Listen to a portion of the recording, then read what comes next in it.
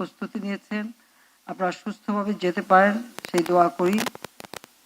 কারণ আমরা বাংলাদেশ আজকে স্বাধীন দেশ, আমাদের মহান নেতা জাতির পিতা বঙ্গবন্ধু শেখ মুজিবুর রহমান তিনি তার আজীবন সংগ্রামের মধ্য দিয়েই কিন্তু আমাদের এই স্বাধীনতা এনে দিয়েছেন। আর এই স্বাধীনতা এনে দিয়েছেন বলেই আজকে আমরা আমাদের স্বাধীনভাবে আমাদের দেশের মানুষ হজ করার সুযোগটা পাচ্ছে। বাঙালি জাতি একসময় দারিদ্র্যের কষাঘাতে জর্জরিত ছিল, অনেকে চিন্তাই করতে পারতো না বা সেই সংগতিও অর্জন করতে পারেনি, কিন্তু স্বাধীনতা অর্জনের ফলেই আজকে এটা সম্ভব হয়েছে। আমি জাতির পিতা বঙ্গবন্ধু শেখ মুজিবুর রহমানের প্রতি শ্রদ্ধা জানাই, একই সাথে শ্রদ্ধা জানাই মহান মুক্তিযুদ্ধে যারা শাহাদাত বরণ করেছেন, বুকে তাজা রক্ত ঢেলে দিয়ে আমাদের স্বাধীনতা এনে দিয়েছেন, আমি তাদের প্রতি শ্রদ্ধা জানাই। 15ই আগস্ট 1975 সাল, আপনারা জানেন যে সেই দিন জাতির পিতা বঙ্গবন্ধু শেখ মুজিবকে নির্মমভাবে হত্যা করা হয়। আর একই সাথে হত্যা করা হয়েছিল আমার মা বেগম ফজিলাতুন্নেছা মুজিবকে। আমার ছোট 3 ভাই কামাল, জামাল, রাসেল, তাদেরকেও নির্মমভাবে হত্যা করে। রাসেল তো ছিল মাত্র 10 বছরের শিশু। কামাল জামালের নবপরিণীতা বধূ সুলতানা এবং পারভিন জামাল রুজিকে হত্যা করে। আমার একমাত্র চাচা শেখ আবু নাসের, তিনিও মুক্তিযোদ্ধা ছিলেন এবং পঙ্গু ছিলেন, ঘাতকের দল তাকেও ছাড়েনি, একই সাথে তাকেও হত্যা করে। রাষ্ট্রপতির military secretary brigadier Jamil Uddin ছুটে গিয়েছিলেন, তাকে হত্যা করে। পুলিশ অফিসার সিদ্দিকুর রহমান, তাকে হত্যা করে। একই দিনে আমার মেজ ফুপুর বাড়ি আক্রমণ করে আমার ফুফাতো ভাই যুব নেতা শেখ ফজলুল হক মনি, তাকে, তিনিও মুক্তিযোদ্ধা ছিলেন, তাকে হত্যা করেছে এবং তার অন্তঃসত্ত্বা স্ত্রী আর্যমণিকে হত্যা করে। আমার সেজ ফুপুর বাড়িতে আব্দুর রাফসান নেবাদ কৃষিমন্ত্রী ছিলেন এবং মুক্তিযোদ্ধা, তাকে হত্যা করে। তার 13 বছরের মেয়ে বেবি, 10 বছরের ছেলে আরিফ এবং 4 বছরের নাতি সুকান্ত গুলির আঘাতে তাদেরকে হত্যা করে। আমার ফুপু, ফুফাতো 2-3 ফুফাতো বোন এবং ফুফাতো ভাই সহ অনেকেই সেখানে গুলিবিদ্ধ অবস্থায় ছিল। তার 4 বছরের একটা ছোট্ট নাতি সুকান্ত বাবু, তাকেও নির্মমভাবে হত্যা করে। এবং তার ভ্রাতৃ পুত্র মুক্তিযোদ্ধা একজন সাংবাদিক শহীদ সেনেবাদ, তাকে হত্যা করে। ভাগ্নে রিন্টুকে হত্যা করে। এইভাবে 15ই আগস্টে ঠিক কারবালা ময়দানে যে ঘটনা ঘটেছিল তারই পুনরাবৃত্তি ঘটেছিল এই 15ই আগস্ট। কিন্তু কারবালা ময়দানে অন্তত নারী শিশুদের হত্যা করা হয়নি, কিন্তু বাংলাদেশে 15ই আগস্ট নারী শিশু কেউই রেহাই পায়নি। আমার ছোট বোন আর আমি বিদেশে ছিলাম, ঠিক জানি না আল্লাহর কি ইশারা ছিল, মাত্র 15 দিন আগে আমরা দেশ ছেড়ে যাই। আমি আমার স্বামীর কর্মস্থল সেখানে গিয়েছিলাম জার্মানিতে, সাথে ছোট বোনকে নিয়ে গিয়েছিলাম। আমরা বেঁচে যাই, কিন্তু এবার বেঁচে যাওয়াটা বড় কষ্টের। 6 বছর দেশে আসতে পারিনি, এমনকি জিয়াউর রহমান আমার বোনের পাসপোর্টটাও রিনিউ করতে দেয়নি।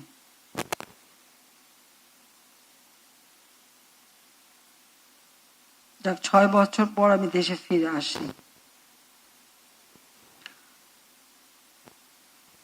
আমি একটা চিন্তা নিয়ে এসেছিলাম, যে দেশ আমার বাবা স্বাধীন করেছেন, এই গরিবের মুখে হাসি ফোটাতে চেয়েছেন, এদেশের মানুষের ভাগ্য পরিবর্তন করতে চেয়েছেন, সেই কাজটাই আমাকে করতে হবে। আমি অন্তত এটুকু বলতে পারি যে অন্তত আমি সেই কাজটাই করতে পারছি। তবে আমি বিশ্বাস করি যে বাবা মা ভাই সব হারিয়ে যখন এই দেশে ফিরলাম, আমার তো আসলে কিছুই ছিল, আমার থাকার জায়গা নেই, চলার কোনো গাড়ি নেই, আমি জানি না আমি কিভাবে চলবো, কিন্তু আমি চলে এসেছি। আল্লাহ রাব্বুল আলামিন আমাকে সব রকম সহযোগিতা করেছেন এবং বাংলাদেশের জনগণ আমাকে আপন করে নিয়েছিলেন। এটাই আমার বড় শক্তি। আজকে বাংলাদেশ অনেক এগিয়ে গেছে। আমার একজন বোন যিনি হজ করতে যাচ্ছেন তিনি নিজেই বললেন, এইমাত্র আরেকজন তিনি বললেন, এখন কত সহজভাবে আপনারা ঘরে বসেই হজের সব কাজ সম্পন্ন করতে পারছেন। ডিজিটাল বাংলাদেশ গড়ে তুলব 2008 নির্বাচনী ইশতেহারে সেই ঘোষণাটা দিয়েছিলাম। আজকে তার সত্যিকার বাস্তবায়ন হয়েছে, আর বাস্তবায়নটা হয়েছে বলেই আজ এই সুযোগটা সকলে পেয়েছেন। আর প্রথমবার যখন সরকার এসেছিলাম তখন মোবাইল ফোন যাতে সকলের হাতে পৌঁছায় সে ব্যবস্থাটাও করে দিয়েছিলাম। আর এরপর ডিজিটাল বাংলাদেশ করবার জন্য স্যাটেলাইট বঙ্গবন্ধু 1 উৎক্ষেপণ করা, ব্রডব্যান্ড সমস্ত জায়গায় পৌঁছে দেওয়া, ওয়াইফাই কানেকশন দেওয়া, এসব করার ফলে কিন্তু আজকে এই সহজ পদ্ধতিতে আপনারা হজ করতে যেতে পারেন এবং কাজগুলি ঘরে বসে করতে পারেন, কোনো রকম হয়রানি হতে হয় না।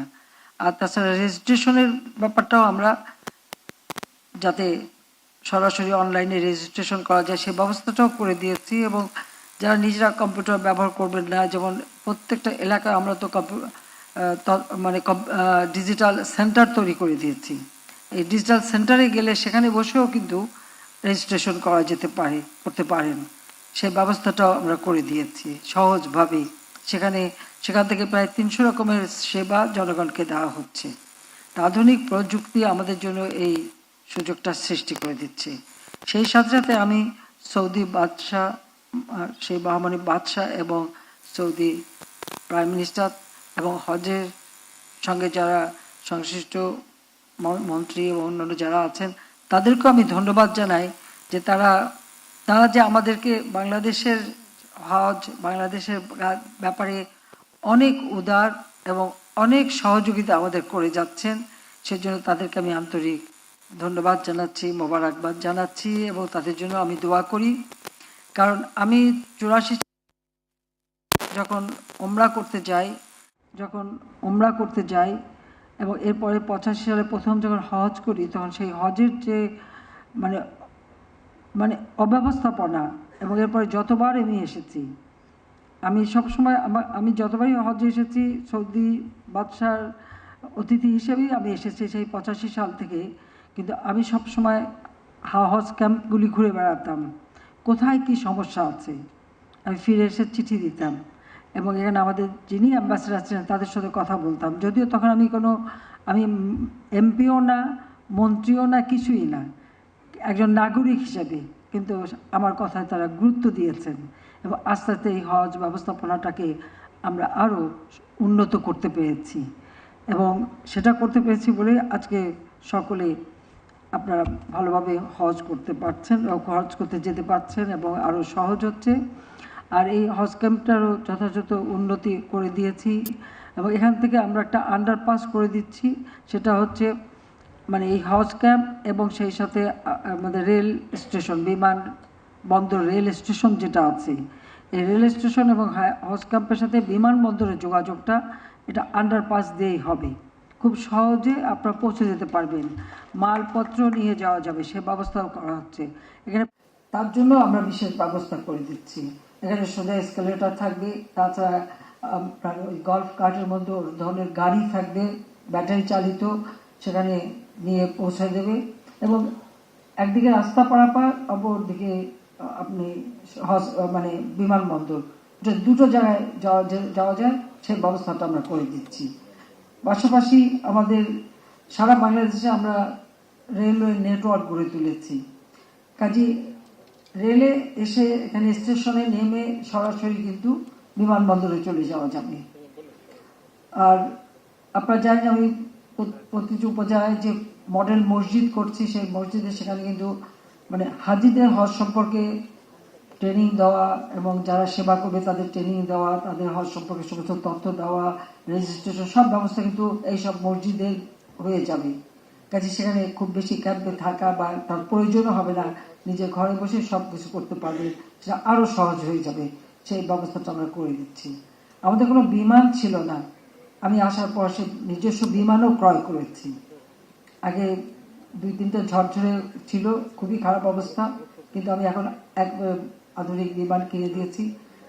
আর আমরা সৌদি এয়ারলাইন্স বা অন্য এয়ারলাইন্স যখন আমাদের হাজিদের নেন, আর পাশাপাশি আমরা আমাদের নিজস্ব বিমানে পাঠাতে পারি। আগে তো ভাড়া করে আনতে হতো, এখন আর খুব বেশি লাগে না, আমরা নিজেদের বিমানেই করতে পারি। সেই ব্যবস্থাটা আমরা করতে পেরেছি। সেইভাবেই আমরা বিভিন্ন পদক্ষেপ নিচ্ছি। কারণ জাতির পিতা বঙ্গবন্ধু শেখ মুজিব বাংলাদেশকে অসাম্প্রদায়িক চেতনার বাংলাদেশ হিসেবে গড়ে তুলেছে, এটা ঠিক, কিন্তু পাশাপাশি যে হজ ব্যবস্থাপনা উন্নয়ন বা ইসলামের সেবা করার জন্য ইসলামিক ফাউন্ডেশন তিনি তৈরি করে দিয়ে গেছেন। ইসলাম সম্পর্কে মানুষের যে সম্যক ধারণা হয় সেই ব্যবস্থাটা তার হাতেই করা। স্বাধীনতার পর মাত্র সময় পেয়েছিলেন মাত্র 3 বছর 7 মাস। এই 3 বছর 7 মাসের মধ্যেই তিনি এই পদক্ষেপ নেন। রেডিও টেলিভিশনে যে তেলাওয়াত করা বা ঈদে মিলাদুন নবীর ছুটি দেওয়া, সব কিছু কিন্তু জাতির পিতা করে গেছেন। অর্থাৎ দেশের মানুষের ধর্মীয় অনুভূতিটাকে সম্মান জানিয়ে সকলে যেন সহজভাবে ধর্মটা পালন করতে পারে সেই ব্যবস্থাটাও তিনি করে দিয়ে গেছেন। কাজে আজকে বাংলাদেশ যতদূর এগিয়েছে আমি মনে করি যে এটা দেশবাসীর সকলের সহযোগিতা পেয়েছি বলে এটা সম্ভব হয়েছে। আমাদের তুরাগ নদীর তীরে জাতির পিতা যে জমি দিয়ে বিশ্ব ইজতেমা, কারণ বিশ্ব ইজতেমা কোন দেশে হবে এটা নিয়ে কিন্তু একটা ভোটাভুটি ছিল, সেখানে বাংলাদেশ জয়ী হয়েছিল বঙ্গবন্ধু শেখ মুজিবের নেতৃত্বে। কাজে আজকে সেটা আমাদের দেশে এবং তিনি জায়গা দিয়ে যান।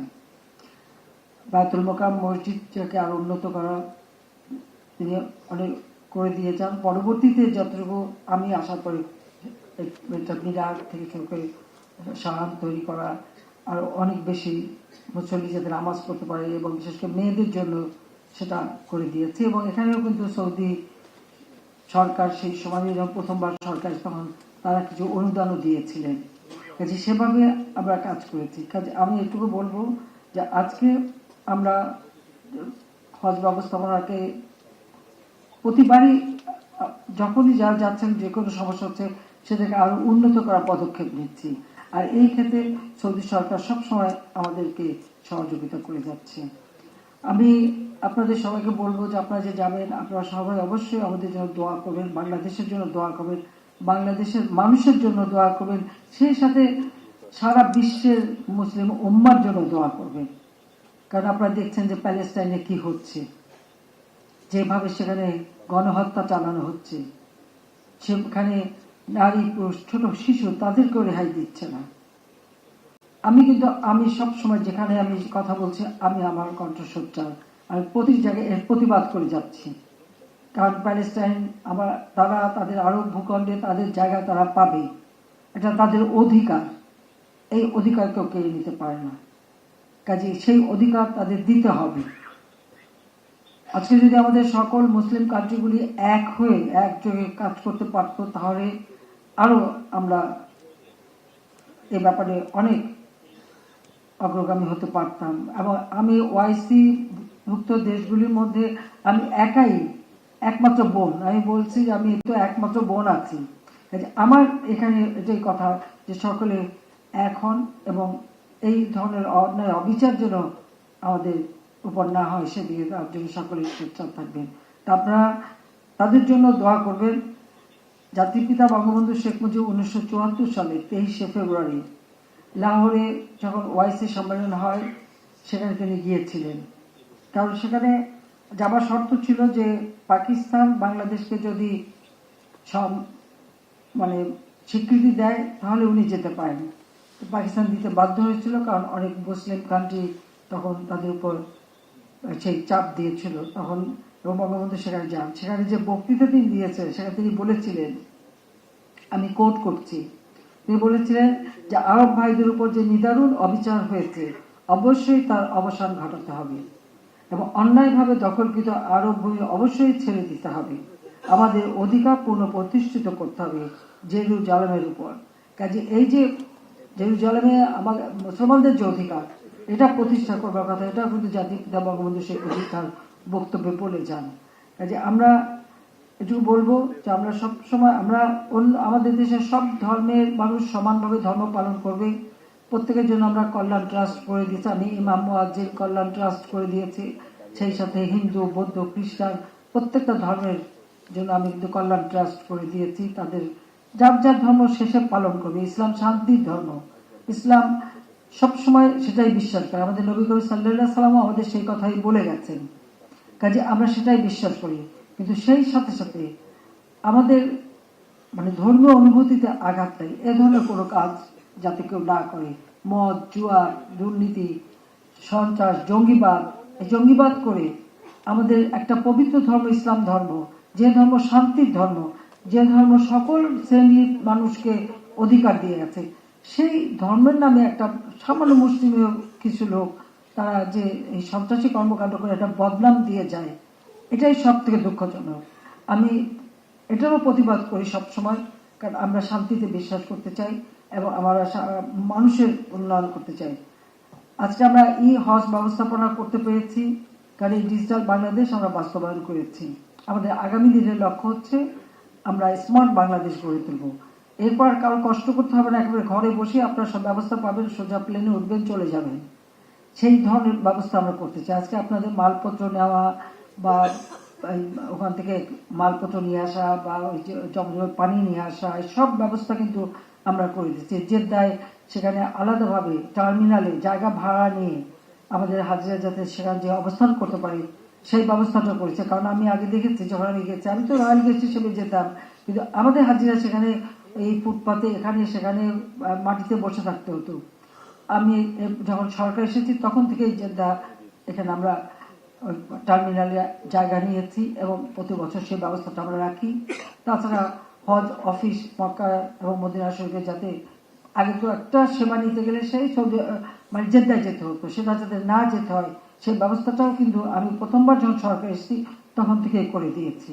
তো এভাবে যত যেটুকু করার আমরা সাধ্যমতো কাজ করে যাচ্ছি। আমি এটাই চাই যে আজকে আর সেই সাথে আমি আবারও সৌদি সরকার এবং বিশেষ করে বাদশাহ এবং প্রধানমন্ত্রীকে ধন্যবাদ জানাই এই জন্য যে তারা কিন্তু বাংলাদেশের সমস্যাগুলি সবসময় যেটা পেয়েছেন সঙ্গে সঙ্গে সেটা সমাধান করে দিয়েছেন। সেটাই হচ্ছে আমাদের সবচেয়ে বড় কথা। কাজে আমি আপনাদের সবাইকে একটু বলবো যে আপনারা যখন যাবেন অবশ্যই আমাদের জন্য বাংলাদেশের জন্য দোয়া করবেন। এবং এই যে আমরা আপনাদের হজ ব্যবস্থাপনা যতটুকু আপনাদের সেবা যাতে উপযুক্ত পায়, হাজিরা যাতে সেবা পায়, সেই ব্যবস্থাটা করতে পেরেছি, এটা ধরে রেখে যেন আরো উন্নত করতে পারি সেই দোয়াটাও আপনারা করবেন। আর দেশের মানুষের জন্য দোয়া করবেন যে আল্লাহ যেন আমাদের মানুষের জন্য গলা ভরা ধান দেয়, পুকুর ভরা মাছ দেয়, সুন্দর উন্নত জীবন দেয়, সেটা যেন পায়, সেই জন্য আপনাদের দোয়া চাই। আপনারা ভালোভাবে যান, হজ পালন করেন এবং সহি সালামতে আবার আপনজনের কাছে ফিরে আসেন, সেই কামনা করি। সবাইকে আবারও ধন্যবাদ জানাই। জয় বাংলা, জয় বঙ্গবন্ধু, বাংলাদেশ আবার জানাই খুদা হাফেজ। হজ কার্যক্রম উদ্বোধন অনুষ্ঠানে কথা বলছিলেন প্রধানমন্ত্রী শেখ হাসিনা। আমরা সরাসরি সেখানে যুক্ত ছিলাম।